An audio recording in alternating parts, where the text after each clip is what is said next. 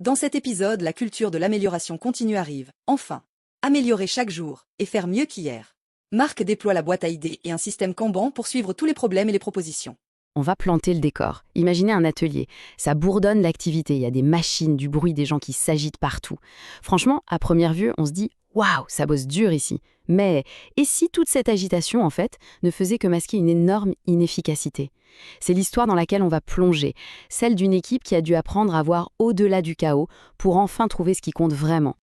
Et tout part de là, de cette pensée qui tourne en boucle dans la tête de Marc, le chef d'atelier. Il le sent, il le sait, quelque chose cloche. Cette simple question, c'est le point de départ de tout. Ça pose le problème de fond.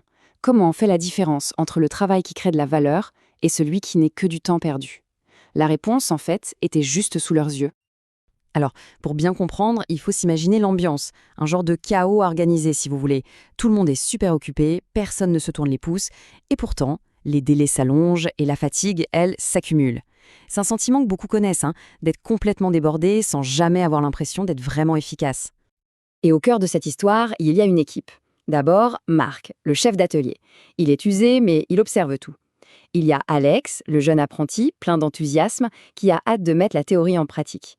Et puis, au cœur de l'action, Julie et Sophie, les opératrices. Julie est un peu sceptique, elle attend de voir. Et Sophie, elle est juste frustrée, épuisée par ce désordre de tous les jours. C'est à travers leur regard qu'on va tout comprendre. Le truc, c'est que face à un problème qu'on ne voit même pas, la première étape, c'est de le rendre visible. Impossible de combattre un ennemi invisible. Alors Marc décide de passer à l'action. Et pour ça, il va utiliser une méthode toute simple, presque un jeu d'enfant, mais qui va se révéler incroyablement puissante. C'est la question, pas vrai? Comment faire prendre conscience à tout le monde de ces mouvements, de ces allers-retours, de ces petites manipulations, qui ne servent à rien, mais qui sont devenues des habitudes? La réponse, elle ne se trouve pas dans un tableur Excel ou un rapport compliqué, mais dans un outil hyper visuel et collaboratif.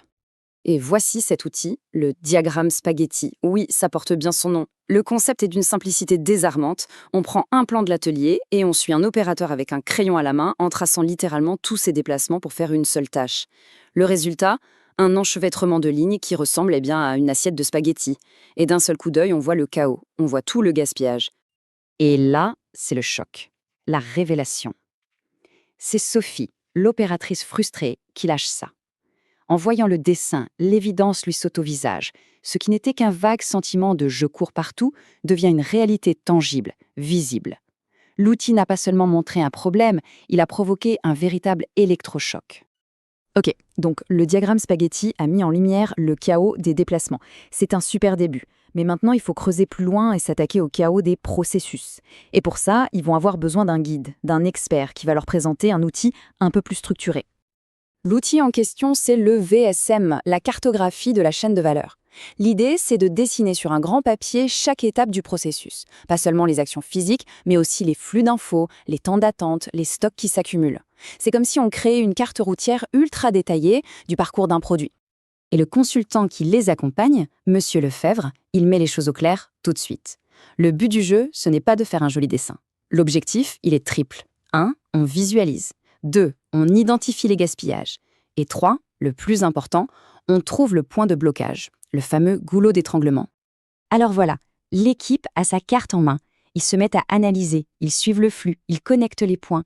Et petit à petit, il y a une zone sur la carte qui commence à clignoter en rouge, si on peut dire. La tension monte, ils sentent qu'ils s'approchent du cœur du problème, de cet unique point qui paralyse toute la chaîne. D'ailleurs, un goulot d'étranglement, c'est quoi au juste? Pensez à une autoroute à 3 voies qui se réduit d'un coup à une seule voie. Voilà, c'est ça. C'est l'étape la plus lente de tout le processus et c'est elle qui donne le rythme à tout le reste. Tant qu'on n'a pas réglé ce problème-là, on peut optimiser tout ce qu'on veut ailleurs, ça ne servira à rien. C'est le point névralgique. Et qui le trouve? C'est Alex, l'apprenti avec son regard neuf. Il pointe du doigt une chose que tout le monde voyait sans la voir. Une pile de stock qui n'arrêtait pas de grandir derrière une machine. La carte, le VSM, venait de donner une localisation physique, une adresse, à leur problème. Et là, un silence. Il est là, sous leurs yeux, depuis des mois, peut-être des années. Ce n'est pas un concept abstrait, c'est une pile de pièces bien réelle. C'est à la fois un choc et en même temps un soulagement immense. Ils l'ont trouvé. Parce qu'on est d'accord, savoir c'est bien. Mais agir, c'est ça qui change tout. La découverte du goulot, ce n'est pas la fin de l'histoire, c'est le vrai début. L'équipe est super motivée, unie comme jamais, et ils ne perdent pas une minute pour passer à l'action. Et les solutions qu'ils mettent en place, c'est souvent du bon sens tout simplement.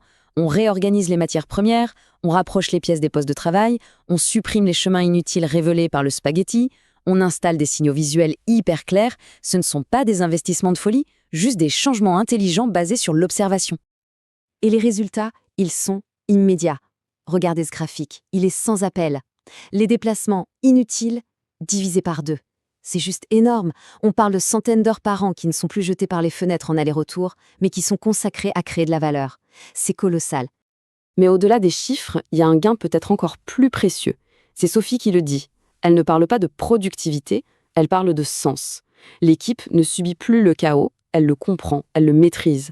Comprendre le pourquoi de son travail, ça change tout, ça redonne de la fierté. Alors là, on pourrait se dire, c'est bon, mission accomplie. L'atelier est plus fluide, le moral est remonté en flash, mais dans le monde de l'amélioration continue, le succès, ce n'est jamais la ligne d'arrivée.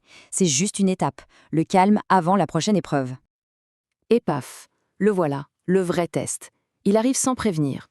La machine 12, celle qui est au cœur de leur nouvelle organisation, tombe en panne. Toute leur belle mécanique est mise à l'épreuve. Est-ce qu'ils vont paniquer et retomber dans les vieux réflexes? Ou est-ce que leur nouvelle façon de travailler va leur permettre de surmonter ça? Et c'est Marc qui a le mot de la fin, une phrase qui résume absolument tout. La vraie valeur d'une organisation, elle ne se voit pas quand tout va bien. Elle se prouve quand ça va mal, dans sa capacité à réagir à l'imprévu.